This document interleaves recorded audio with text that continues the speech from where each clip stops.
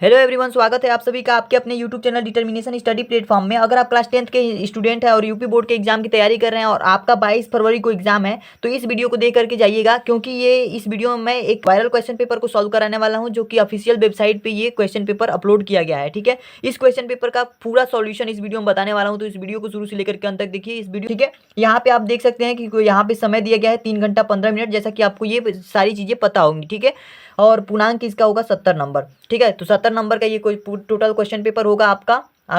जो आपकी 22 फरवरी को एग्जाम है, 22 फरवरी के एग्जाम में आपके 70 नंबर के क्वेश्चन पूछे जाएंगे, जिनमें से आप देख सकते हैं यहाँ पे कुछ इंस्ट्रक्शन दिए गए हैं। इन इंस्ट्रक्शन को आप पढ़िएगा। आपके क्वेश्चन पेपर में इस तरीके से लिखा हुआ आएगा, जिसमें बताएगा कि 15 मिनट परीक्षार्थी को प्रश्न पत्र पढ़ने के लिए दिया गया है, और यह प्रश्न पत्र जो है खंड अ और खंड ब 2 भागों में विभाजित होगा।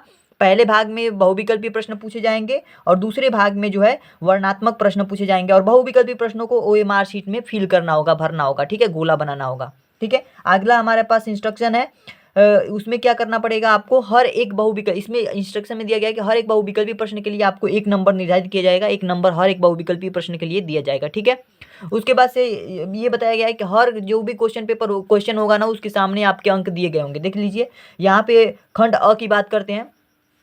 खंड अ से आपके क्वेश्चन की शुरुआत होती है, जो कि बहुविकल्पीय प्रश्न है। 20 बहुविकल्पीय प्रश्न पूछे जाएंगे और ये टोटल 20 नंबर के होंगे। ठीक है, आप देख सकते हैं कि पहला क्वेश्चन है ये, और पहले क्वेश्चन का यहाँ पे मार्क्स दे रखा है, 1 मार्क्स का ये क्वेश्चन पेपर है। ठीक है, तो इस तरीके से सारे क्वेश्चन को देखते जाना है। पहले प्रश्न को देखते हैं। पहला प्रश्न हमारे पास है, बाबू गुलाब राय किस युग के लेखक है? बाबू गुलाब राय किस युग के लेखक है? तो ऑप्शन दिया गया है यहाँ पे भारतेंदु युग, द्विवेदी युग, शुक्ल युग, शुक्लांतर युग। ऑप्शन नंबर सी आपका करेक्ट हो जाएगा, शुक्ल युग। ठीक है, तो शुक्ल युग के लेखक है बाबू गुलाब राय। ठीक है, क्वेश्चन नंबर दूसरा है हमारे पास, चिंतामणि किस विधा की रचना है? इसमें ऑप्शन दिया गया है निबंध विधा की, कविता विधा की, नाटक, कहानी। ऑप्शन नंबर ए आपका करेक्ट हो जाएगा, निबंध विधा की रचना है। ठीक है, तो ऑप्शन नंबर ए जो है करेक्ट हो जाएगा, यानी ओएमआर सीट में जो ए वाला ऑप्शन है उस पर आपको गोला करना होगा। ठीक है, तीसरे प्रश्न की बात करते हैं। तीसरा प्रश्न है, गब्बन किसकी रचना है? गब्बन जो रचना है ना, ये मुंशी प्रेमचंद जी की है, तो ऑप्शन नंबर ए आपका करेक्ट हो जाएगा। ठीक है, इस तरीके से मैं इस डायरेक्टली आंसर बताते जा रहा हूँ, क्योंकि समय बहुत कम है और समय बिल्कुल भी आपको व्यर्थ नहीं करना है। ठीक है,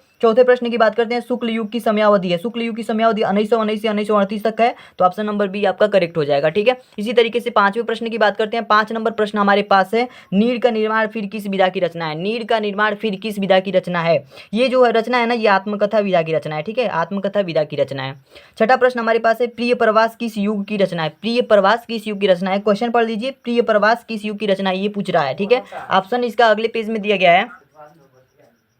ऑप्शन इसका अगले पेज में दिया गया है, देख सकते हैं आप।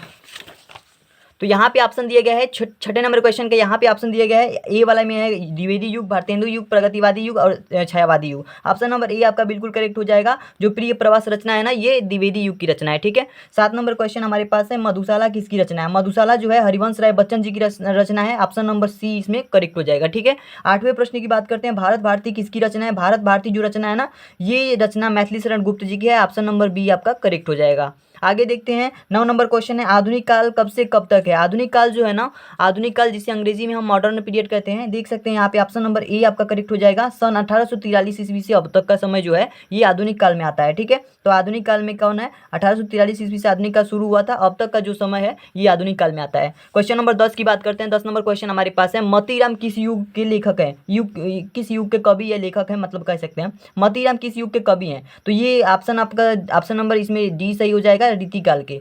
तो मतीराम कौन है, किस युग के कवि हैं?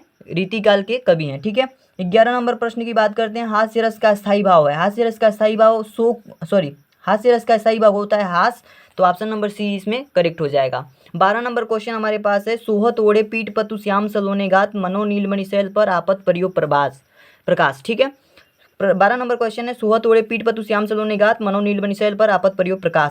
इसमें जो है कौन सा अलंकार है, ये हमसे पूछ रहा है। तो इसमें ऑप्शन दिए गए, उपमा, उत्प्रेक्षा, रूपक, श्लेष। तो ऑप्शन नंबर बी आपका करेक्ट हो जाएगा, उत्प्रेक्षा अलंकार। क्यों? क्योंकि यहाँ पे मन मनो जन जनों की बात कर रहा है, तो जहाँ भी मन मनो जन जनों की बात करेगा जिस भी उदाहरण में, वहाँ पे उत्प्रेक्षा अलंकार होगा। ठीक है, आगे चलते हैं। क्वेश्चन नंबर 13 हमारे पास है, रोला छंद में कुल कितने चरण होते हैं? रोला छंद में कुल कितने चरण होते हैं? तो 4 चरण होते हैं। ठीक है, रोला छंद में कितने चरण होते हैं? 4 चरण होते हैं। 14 नंबर क्वेश्चन है, आकर्षण शब्द में उपसर्ग का प्रयोग हुआ है। तो आकर्षण में देख पा रहे हैं कि आगे क्या जुड़ा है? आ जुड़ा है, यानी कि इसमें उपसर्ग जो है आ है। ठीक है, तो ऑप्शन नंबर डी करेक्ट हो जाएगा। 15 नंबर क्वेश्चन देखते हैं। 15 नंबर क्वेश्चन है, रचना के आधार पर वाक्य के कितने भेद होते हैं? रचना के आधार पर वाक्य के 3 भेद होते हैं, तो ऑप्शन नंबर डी इसमें करेक्ट हो जाएगा। 16 नंबर क्वेश्चन है, पीताम्बर में कौन सा समास है? पीताम्बर में बहुब्रीहि समास होता है, याद कर लीजिएगा कि ऑप्शन नंबर इसमें सी सही होगा, पीताम्बर में बहुब्रीहि समास होता है। 17 नंबर क्वेश्चन है, आंसू का तत्सम रूप है। आंसू का तत्सम रूप क्या होता है? नेक्स्ट पेज में इसका ऑप्शन दिया गया है, इसको देख लेते हैं। ऑप्शन ए दिया गया है अश्रु, आंसू, रोना, आंख। ऑप्शन नंबर ए करेक्ट हो जाएगा। आंसू का जो तत्सम रूप होता है अश्रु होता है। इस सारे क्वेश्चन को तैयार करके जाइएगा बोर्ड एग्जाम में, बिल्कुल भी छोड़ना नहीं है। क्वेश्चन नंबर 18 की बात करते हैं, कर्तृवाच्य में किसकी प्रधानता होती है? कर्तृवाच्य में कर्ता की प्रधानता होती है, तो ऑप्शन नंबर ए आपका बिल्कुल करेक्ट हो जाएगा। क्वेश्चन नंबर 19 की बात करते हैं। 19 नंबर क्वेश्चन है, ताभ्य शब्द के वचन में, ताभ्य शब्द में वचन एवं विभक्ति है। ताभ्य में वचन और विभक्ति की बात कर रहे हैं, तो ऑप्शन नंबर डी इसमें करेक्ट होगा, चतुर्थी विभक्ति बहुवचन। ताभ्य जो है चतुर्थी विभक्ति बहुवचन में आता है, ठीक है। क्वेश्चन नंबर 20 की बात करते हैं, निम्नलिखित में सर्वनाम है। सर्वनाम किसे कहते हैं? जो संज्ञा के स्थान पे प्रयोग किया जाता है उसे हम सर्वनाम कहते हैं, तो ऑप्शन नंबर सी करेक्ट हो जाएगा। वह जो है ना, ये किसी संज्ञा के स्थान पे प्रयुक्त किया गया है, तो इसलिए ये सर्वनाम कहलाएगा, तो ऑप्शन नंबर सी इसमें करेक्ट हो जाएगा, ठीक है। यहाँ पे आपके हो गए बहुविकल्पी प्रश्न जो कि 20 नंबर के पूछे जाते हैं। 20 अंक यहाँ पे कंफर्म हो गए, ठीक है। बाकी 50 अंक भी मैं कंफर्म करा दूंगा। इस वीडियो को शुरू से लेकर के आपको अंत तक देखना है। अब हम खंड ब की बात करेंगे, ठीक है, जिसमें आपके केवल वर्णात्मक प्रश्न पूछे जाएंगे। अब यहाँ पे वर्णात्मक प्रश्नों की शुरुआत होती है यहाँ से, और यहाँ से देख लीजिए सारे प्रश्नों का उत्तर मैंने यहाँ पे इस कॉपी में लिख रखा है, ठीक है। यहाँ पे देखिए इस कॉपी में मैं सभी प्रश्नों का उत्तर लिख रखा हूँ, और किस तरीके से आपको आंसर देना है ये सारी चीज बताने वाला हूँ। तो वीडियो को आपको क्या करना है, शुरू से लेकर के अंत तक देखना है। चलिए देखते हैं एक एक प्रश्नों का उत्तर, ठीक है। प्रश्न संख्या 1 की बात करें तो प्रश्न संख्या 1 में आपको मिलेगा, निम्नलिखित गद्यांश पर आधारित 3 प्रश्नों का उत्तर दीजिए, ठीक है। देख लीजिए यहाँ पे जो है गद्यांश एक दिया गया है, और इस गद्यांश पे आधारित 3 प्रश्न पूछे गए हैं, 1, 2 और 3, ठीक है। ये 3 प्रश्न पूछे गए हैं, इन तीनों प्रश्नों का हमें उत्तर देना है। अगर हमें ये गद्यांश नहीं आ रहा है तो अथवा करके भी एक प्रश्न दिया होता है, एक गद्यांश और दिया जाता है, इसमें भी 3 प्रश्न होते हैं। तो दोनों में से या तो आप ये कीजिए या आप ये कीजिए, दोनों में से जो भी आपको आता है उसका आप 3 प्रश्नों का उत्तर दे दीजिए, ठीक है। तो अगर आपको ये नहीं आता है तो ये वाला कर लीजिए, ये वाला आता है, ये वाला नहीं आता है तो ये वाला कर लीजिए, ठीक है। जो भी आपने पढ़ा है उसे आपको हल करना होता है। तो देखिए मैं तो इसको सॉल्व करूंगा पहले वाले को, ठीक है। तो पहले वाले का उत्तर आप कैसे लिखेंगे कॉपी में देख लीजिए। सबसे पहले वर्णात्मक प्रश्न की जब शुरुआत करेंगे, पहले जो बहुविकल्पी प्रश्न होंगे वो तो आपके मार्कशीट में हो जाएंगे, लेकिन जहाँ से आपको वर्णात्मक प्रश्नों की शुरुआत करनी है वहाँ पे हेडिंग देनी है वर्णात्मक प्रश्न खंड ब, ठीक है। उसके बाद से प्रश्नोत्तर संख्या 1 डालना है, और पहले प्रश्न में आप देख सकते हैं 1, 2, 3 करके प्रश्न दिए गए हैं। इसमें का पहला प्रश्न जो है आपसे ये पूछा गया है, देख सकते हैं यहाँ पे, उपर्युक्त गद्यांश का संदर्भ लिखिए, ठीक है। ये हमारे पास एक गद्यांश दिया गया है और इसका हमें संदर्भ पूछ रहा है, ठीक है। तो संदर्भ पूछ रहा है तो यहाँ पे आपको देना है हेडिंग, पहले में पहला लिख करके, एक लिख करके संदर्भ हेडिंग देना है। और इसमें आपको क्या लिखना है, देखिए, प्रस्तुत गद्यांश हमारी पाठ्यपुस्तक के गद्य खंड से संकलित मित्रता नामक पाठ से लिया गया है। इसके लेखक आचार्य रामचंद्र शुक्ल जी हैं। मैंने यहाँ पे कैसे लिखा कि मित्रता से लिया गया है, रामचंद्र शुक्ल जी हैं, कैसे लिखा? जब आप इस गद्यांश को पढ़ेंगे, इस गद्यांश को जब पढ़ेंगे तो आपको लगेगा कि ये चैप्टर किसने लिखा है, ये जो अध्याय है किसने लिखा है, और ये अध्याय इस अध्याय का नाम क्या है, ठीक है। ये तब पता चलेगा जब आप इस पूरे गद्यांश को पढ़ेंगे। इसमें से इस गद्यांश में पढ़ेंगे तो एक क्वेश्चन का आंसर आपको इस गद्यांश में ही मिल जाएगा, ठीक है। और बाकी इसको आपको समझना है, उसको पढ़ने के बाद से आपको समझना है कि वो जो लाइनें हैं वो किस अध्याय की है और किस लेखक ने उसको लिखा है, ठीक है। तो यहाँ पे आपको लिखना है मित्रता से लिया गया है वो, और इसके लेखक जो हैं आचार्य रामचंद्र शुक्ल जी हैं। तो यहाँ पे इस तरीके से लिख देना है, ठीक है। संदर्भ को इस तरीके से लिखना है, आपका एक भी नंबर नहीं कटेगा। उसके बाद से दूसरा प्रश्न इसमें पूछा गया है, गद्यांश के रेखांकित अंश की व्याख्या कीजिए। इसको पढ़ना है। देखिए यहाँ पे देखिए, ये रेखांकित अंश कौन है, यहाँ तक, जहाँ तक रेखा खींची गई है ये रेखांकित अंश हैं, इनकी हमें व्याख्या करनी है दूसरे प्रश्न में। तो देख लीजिए यहाँ पे मैंने व्याख्या किया है, ठीक है। दूसरे प्रश्न में सबसे पहले रेखांकित अंश को आप पढ़िएगा। तो रेखांकित अंशों की व्याख्या में लिखना है, प्रस्तुत गद्यांश के रेखांकित अंश में यह बताया गया है कि एक समान रुचि व स्वभाव के लोगों में ही समानता मित्रता नहीं हो सकती, बल्कि समाज में इसके विपरीत 2 भिन्न दृष्टिकोण रखने वाले व्यक्तियों में भी मित्रता देखने को मिलती है, ठीक है। तो इसका मतलब यही है, यानी कि रेखांकित अंशों की व्याख्या हो गई, या आप इसका मतलब लिखना होता है, ठीक है। तो इसका मतलब हमने लिख दिया, और यहाँ पे दूसरा प्रश्न का आंसर भी हो गया। तीसरे प्रश्न की बात करें तो तीसरा प्रश्न है, लेखक के अनुसार समाज में विभिन्नता देखकर लोग एक दूसरे की ओर क्यों आकर्षित होते हैं, ठीक है। ये प्रश्न पूछा गया है। तो क्वेश्चन नंबर तीसरे का आंसर आप लिखेंगे 3 डाल करके, लेखक के अनुसार व्यक्ति समाज में विभिन्नता देखकर ही एक दूसरे की ओर आकर्षित होते हैं, ठीक है। तो ये आंसर हो गया, ठीक है। ये जो है आपका तीसरे प्रश्न का आंसर हो गया। ठीक है, इसी तरीके से अब हम बात करेंगे इसमें क्वेश्चन नंबर दूसरा। क्वेश्चन नंबर पहला हो गया, आपको बस या तो ये सॉल्व कीजिए या आप इसको लिखिए। ठीक है, इसका उत्तर लिखिए या फिर इसका उत्तर लिखिए। ठीक है, इतना आपको पता होगा। अथवा करके दिया है तो किसी एक का हमें करना है। अब यहाँ ध्यान से समझिए, दूसरे नंबर क्वेश्चन की तरफ चलते हैं। प्रश्न संख्या 2 है, इसमें दिए गए पद्यांश पर आधारित 3 प्रश्नों का उत्तर दीजिए। अब हमने अभी गद्यांश को पढ़ा, अब यहाँ पे पद्यांश की बात कर रहा है और यहाँ पे पद्यांश दिया गया है इस तरीके से, चरण कमल बंदो हरिराई जाकी कृपा पंगु गिरीला है, और ऐसे करके हमारे पास पद्यांश दिए गए हैं। 2 पद्यांश दिए गए हैं। पहला पद्यांश ये है, पहला पद्यांश ये है हमारे पास, और इसके 3 प्रश्न दिए गए हैं, और अथवा करके एक और पद्यांश दिया गया है, और इनमें से किसी एक पद्यांश का ही हमें आंसर लिखना है। इस बात को समझ लीजिएगा, जहां भी अथवा देगा इसका मतलब है, बहुत सारे स्टूडेंट ये गलती कर बैठते हैं कि दोनों का लिख देते हैं, या वे कंफ्यूज भी रहते हैं कि किसका लिखना है किसका नहीं। तो इसमें क्या करना है कि जो आपको समझ जाता है, जो आपने पढ़ा है, जो आप लिख सकते हैं, जिस तीनों प्रश्नों का आंसर आप दे सकते हैं, चाहे इसका हो या फिर इसका हो। ठीक है, तो इन तीनों प्रश्नों का अगर आप आंसर दे सकते हैं तो इसको लिख डालिए, या इसको लिख सकते हैं तो इसको लिखिए। ठीक है, अथवा करके दिया है तो इसका मतलब ये होता है। बार बार मैं समझा रहा हूँ ताकि ये गलती ना हो। ठीक है, अब देखिए यहाँ पे मैं इसका आंसर अगर लिखना चाहूँ तो किस तरीके से लिखूंगा, ध्यान से समझिए। देखिए, इसका अगर आंसर लिखना चाहूँ तो यहाँ पे मैं लिखूंगा प्रश्नोत्तर संख्या 2, और प्रश्नोत्तर संख्या चूंकि प्रश्न दूसरा है तो दूसरा प्रश्न है तो लिखेंगे यहाँ पे प्रश्नोत्तर संख्या 2। और यहाँ पे जो पहला प्रश्न पूछा गया है वो ये है कि उपयुक्त पद्यांश का संदर्भ लिखिए। ठीक है, पहला प्रश्न क्या है, उपयुक्त पद्यांश का संदर्भ लिखिए। तो यहाँ पे संदर्भ हेडिंग देनी है, और यहाँ पे पहला नंबर डाल के उत्तर में इसका संदर्भ हेडिंग देना है। उसके बाद इसमें लिखना है, प्रस्तुत पद्यांश हमारी पाठ्य पुस्तक हिंदी के पद शीर्षक से ली गई है, जिसके रचयिता महाकवि सूरदास जी हैं। ठीक है, तो ये यहाँ पे जो हमारे पास ये जो दोहा या कुछ भी कह सकते हैं जो दिया गया था, तो ये कहाँ से लिया गया है, किस चैप्टर से लिया गया है और इसके रचयिता कौन है, ये हमें संदर्भ में लिखना होता है। तो यहाँ पे देख सकते हैं कि यह जो है पद शीर्षक से लिया गया है और इसके रचयिता जो है सूरदास जी हैं। ठीक है, उसके बाद से दूसरा प्रश्न इसमें है रेखांकित अंश की व्याख्या। रेखांकित अंश की व्याख्या कह रहा है, तो ऑप्शन नंबर दूसरा का आंसर लिखेंगे रेखांकित अंशों की व्याख्या हेडिंग दे करके।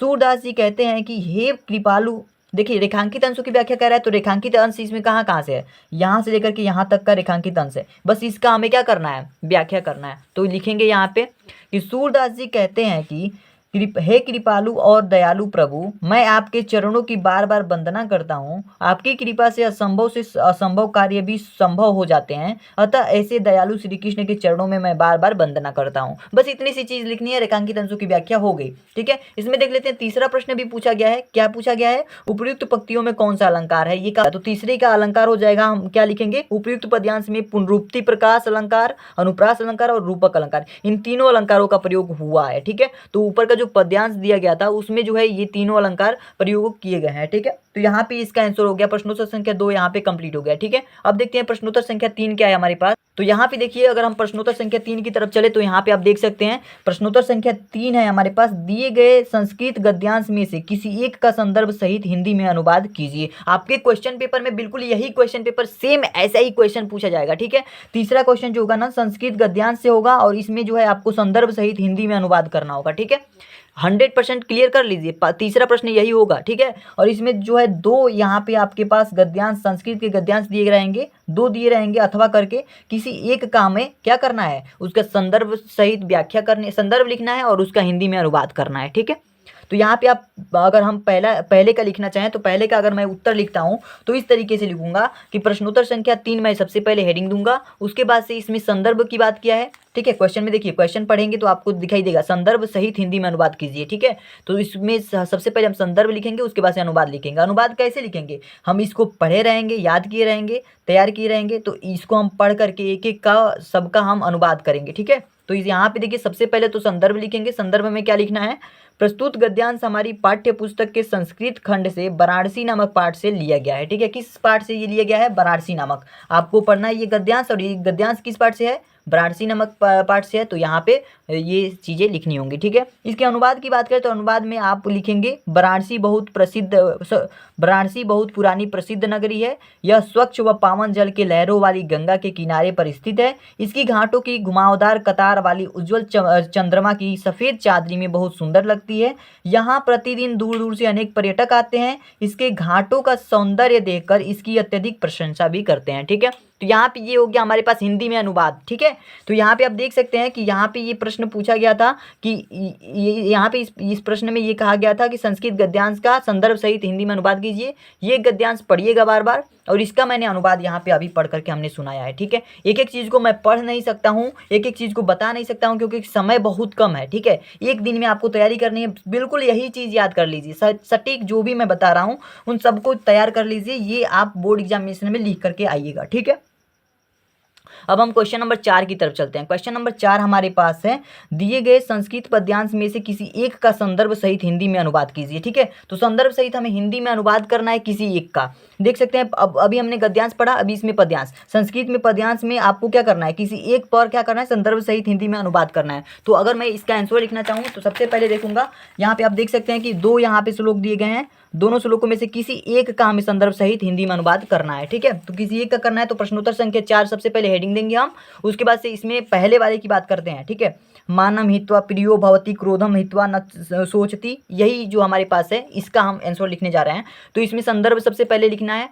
ठीक है, संदर्भ में क्या लिखेंगे, प्रस्तुत श्लोक हमारी पाठ्य पुस्तक है, पाठ्य पुस्तक संस्कृत खंड में संकलित जीवन सूत्राणी पाठ से लिया गया है। जीवन सूत्राणी जो आपका पाठ है संस्कृत खंड में, उससे लिया गया है ये श्लोक। तो इस तरीके से यहाँ पे संदर्भ में यही चीज़ लिखनी है। उसके बाद से अनुवाद की बात करें तो वहाँ पे जो हमारे पास श्लोक दिया गया है, आप देख सकते हैं ये जो श्लोक दिया गया है इसका हिंदी में अनुवाद क्या होगा, यहाँ देखिए इसका हिंदी में अनुवाद होगा, चूंकि यक्ष और युधिष्ठिर जो बातें कर रहे हैं यही बताया गया इसमें। तो यक्ष पूछ रहा है, क्या त्याग कर प्रिय हो जाता है मनुष्य, जो है क्या त्याग कर प्रिय हो जाता है, क्या त्याग कर शोक नहीं करता, क्या त्याग कर मनुष्य धनवान होता है, क्या त्याग कर सुखी बनता है। ये सारे प्रश्न जो है यक्ष पूछ रहे हैं युधिष्ठिर से। युधिष्ठिर बता रहा है कि अभिमान त्याग कर प्रिय हो जाते हैं, क्रोध त्याग कर प्रिय हो अभिमान त्याग कर प्रिय हो जाते हैं, क्रोध त्याग कर यहाँ पे क्या होगा, प्रिय नहीं, क्रोध त्याग कर क्या हो जाते हैं, शोक नहीं होता। ठीक है, सॉरी यहाँ पे देखिए थोड़ा सा मिस्टेक हो गया है, क्रोध त्याग कर शोक नहीं करता। ठीक है, क्रोध त्याग कर शोक नहीं व्यक्ति करता है, और कामना त्याग कर व्यक्ति धनवान हो जाता है। ठीक है, कामना करके व्यक्ति धनवान बनता है, और लोभ छोड़ करके सुखी बनता है। ये जो हमारे पास आंसर है ये युधिष्ठिर दे रहे हैं। क्वेश्चन पूछा है यक्ष ने और युधिष्ठिर ने आंसर दिया है, और यही चीज़ इसका अनुवाद है, यही हमारे पास इस श्लोक के माध्यम से भी बताया जा रहा है। तो आशा करता हूँ ये चीज़ें आपको समझ में आई होंगी। ठीक है, अब क्वेश्चन नंबर 5 की बात करते हैं। देख सकते हैं आप क्वेश्चन नंबर 5 में ये कहा गया है कि अपने पठित खंड काव्य के आधार पर निम्नलिखित में से किसी एक का उत्तर दीजिए। ठीक है, अब यहाँ पे जो है हमारे पास प्रश्न दिया गया है, देख सकते हैं यहाँ पे बहुत सारा प्रश्न दिया है, क ख ग घ अंग च, ऐसे करके बहुत सारा हमारे पास खंड काव्य दिए गए हैं। किसी एक पर हमें क्या करना है, किसी एक का हमें आंसर देना है, किसी एक का आंसर देना है। तो आप ये जो होता है ना, ये जिला अनुसार होता है। ठीक है, आप देख सकते हैं प्रश्नोत्तर संख्या 5 में मैंने कुछ नहीं लिखा है, मैंने लिखा है कि जिला अनुसार अपने जिला के हिसाब से समझ लीजिएगा कि कौन सा खंड काव्य आपके जिला में आने वाला है, आपके जिला के क्वेश्चन पेपर में कौन सा खंड काव्य आएगा ये क्लियर कर लीजिएगा। उसके बाद से आप क्वेश्चन बैंक उठाइएगा, उसमें से अपने खंड काव्य को पढ़ लीजिएगा। ठीक है, बड़ा ही सिंपल होता है, 5 नंबर आपका मुफ्त में मिल जाता है। ठीक है, आसानी से लिखेंगे, कहानी होता है, कहानी को पढ़िएगा और लिख दीजिएगा, आपका 5 नंबर पक्का हो जाएगा। हम प्रश्नोत्तर संख्या 6 की बात करते हैं। प्रश्नोत्तर संख्या 6 हमारे पास है, दिए गए लेखकों में से किसी एक का जीवन परिचय देते हुए उनकी प्रमुख रचनाओं का उल्लेख कीजिए। ठीक है, यहाँ पे कह रहा है कि दिए गए लेखक में से किसी एक का हमें जीवन परिचय लिखना है और उसके प्रमुख रचनाओं का हमें वर्णन करना है, रचनाओं का उल्लेख करना है। तो ऑप्शन में दिया गया है यहाँ पे राजेंद्र प्रसाद, जयशंकर प्रसाद, आचार्य रामचंद्र शुक्ल, इनमें से किसी एक का हमें जीवन परिचय लिखना है। तो सबसे पहले मैं जयशंकर प्रसाद को उठाता हूँ, क्योंकि जयशंकर प्रसाद बहुत ही इंपॉर्टेंट है, ये जीवन परिचय काफ़ी इंपॉर्टेंट है। तो इनका जीवन परिचय कैसे लिखेंगे यहाँ समझिए। जयशंकर प्रसाद जी का जीवन के लिए आपको ब्लैक पेन से जयशंकर प्रसाद नाम दे देना है, उसके बाद से नीचे ब्लैक पेन से हेडिंग देनी है जीवन परिचय। इसमें लिखना है आपको, जयशंकर प्रसाद का जन्म काशी के एक प्रतिष्ठित वैश्य परिवार में सन 1889 ईस्वी में हुआ था। इनके पिता का नाम देवी प्रसाद था। ठीक है, इनके पिता का नाम क्या था, देवी प्रसाद था। ये तंबाकू के एक प्रसिद्ध व्यापारी थे। कौन थे, इनके पिताजी जो देवी प्रसाद थे ये तंबाकू के प्रसिद्ध व्यापारी थे। बचपन में ही इनके पिता की मृत्यु हो जाने से इनकी जो है प्रारंभिक शिक्षा घर पर ही हुई। जो जयशंकर प्रसाद जी थे, इनके पिताजी की मृत्यु के बाद से इनकी प्रारंभिक शिक्षा घर पर हुई। इन्होंने हिंदी, अंग्रेजी, संस्कृत, उर्दू, फारसी का गहन अध्ययन किया। बाल्यावस्था से ही इन्हें काव्य के प्रति अनुराग था जो उत्तरोत्तर बढ़ता गया। ठीक है, ये काव्य के लिए बहुत ही उत्सुक रहते थे, काव्य काव्य करते थे, कविताएं लिखते थे। ये बड़े स्वाभिमानी थे, अपनी कहानी अथवा कविता के लिए पुरस्कार स्वरूप एक पैसा भी नहीं लेते थे। ठीक है, यद्यपि इनका जीवन बड़ा नपातुला और संयमशील था, किंतु दुखों के निरंतर आघातों से ये बच न सके और 1937 ईस्वी में इनका निधन हो गया। इस तरीके से लिख दीजिएगा, थोड़ा सा कहानी पढ़िएगा और कहानी लिख दीजिएगा, बिल्कुल ही इसमें टेंशन लेने की जरूरत नहीं है। दूसरी हेडिंग बना लीजिएगा साहित्यिक परिचय। साहित्यिक परिचय में लिखना है श्री जयशंकर प्रसाद छायावाद के प्रवर्तक, उन्नयन तथा प्रतिनिधि कवि होने के साथ साथ युग प्रवर्तक, नाटककार, कथाकार तथा उपन्यासकार भी थे। ठीक है, ये नाटककार भी थे, कथाकार भी थे, उपन्यासकार भी थे।